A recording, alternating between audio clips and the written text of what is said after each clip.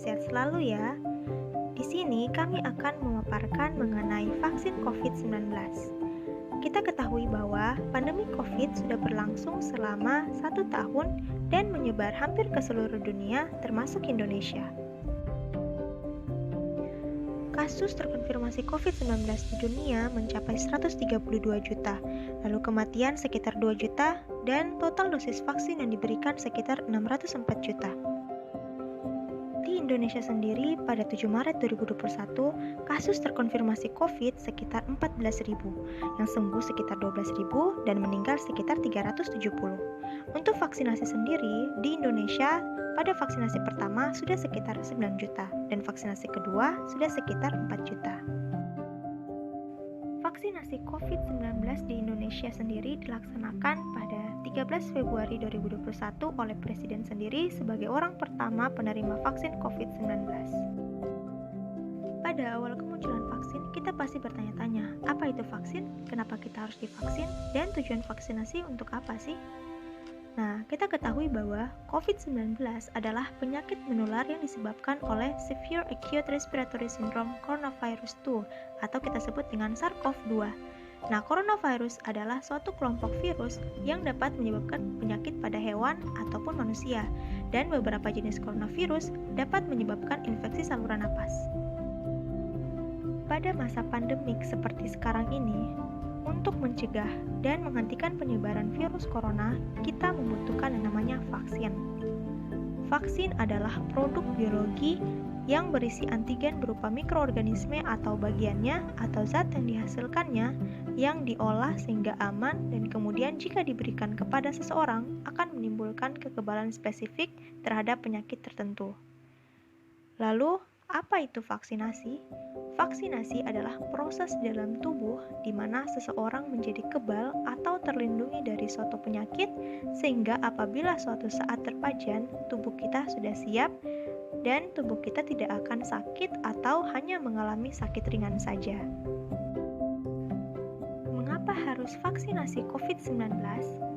Vaksinasi COVID-19 adalah bagian penting dari upaya penanganan pandemi COVID-19 yang menyeluruh dan terpadu. Tujuan utama dari vaksinasi COVID-19 sendiri adalah mengurangi transmisi atau penularan COVID-19, menurunkan angka kesakitan dan kematian akibat COVID-19, dan juga untuk mencapai kekebalan kelompok di masyarakat, herd immunity, dan melindungi masyarakat dari COVID-19 agar tetap produktif secara sosial dan ekonomi. Vaksin COVID-19. Nah, bagaimana cara vaksin bekerja? Vaksin merupakan produk biologis yang diberikan kepada seseorang untuk melindunginya dari penyakit yang melemahkan, bahkan mengancam jiwa.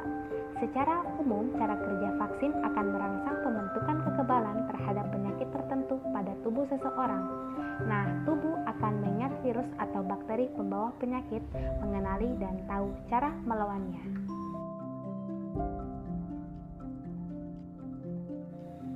Nah, apakah vaksin COVID-19 dipastikan aman? Vaksin yang diproduksi massal sudah melewati proses yang panjang dan harus memenuhi syarat utama, yakni aman, ampuh, stabil, dan efisien dari segi biaya. Nah, aspek keamanan vaksin dipastikan melalui beberapa tahapan uji klinis yang benar dan menjunjung tinggi kaidah ilmu pengetahuan sains dan standar-standar kesehatan. Nah, intinya pemerintah tidak tergesa-gesa dalam pelaksanaan vaksinasi dan tetap mengedepankan aspek keamanan dan manfaat atau keampuhan vaksin. Nah, pemerintah hanya menyediakan vaksin COVID-19 yang terbukti aman dan lolos uji klinis serta sudah mendapatkan persetujuan penggunaan dari BPOM. Nah, bagaimana vaksin dikembangkan? Dalam pengembangan vaksin, fase uji klinis pada manusia terbagi menjadi 3 tahap, yakni uji klinis fase 1, uji klinis fase 2, dan uji klinis fase 3. Nah, pada fase 1 dilakukan uji keamanan dan imunogenisitas vaksin pada beberapa orang yang risiko rendah, umumnya orang dewasa muda yang sehat, untuk menguji tolerabilitas terhadap vaksin. pada uji klinis fase 2 dimaksudkan untuk memantau keamanan vaksin, potensi munculnya efek samping, respon imun, menentukan dosis optimal, dan jadwal pemberian vaksinasi. Nah, pada uji klinis fase 3 yang dimaksudkan untuk melihat efikasi vaksin dalam mencegah penyakit yang ditargetkan dan pengamatan lebih jauh tentang keamanan vaksin dengan melibatkan populasi yang lebih beragam dan jangka waktu yang lebih panjang.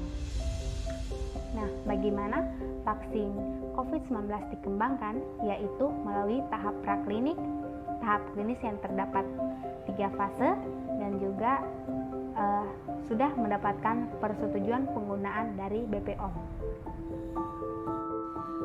Siapakah sasaran penerima vaksinasi COVID-19? Kelompok prioritas penerima vaksin adalah penduduk yang berdomisili di Indonesia yang berusia lebih dari sama dengan 18 tahun. Kelompok penduduk berusia di bawah 18 tahun dapat diberikan vaksinasi apabila telah tersedia data keamanan vaksin yang memadai dan juga persetujuan penggunaan pada masa darurat atau Emergency Use Authorization.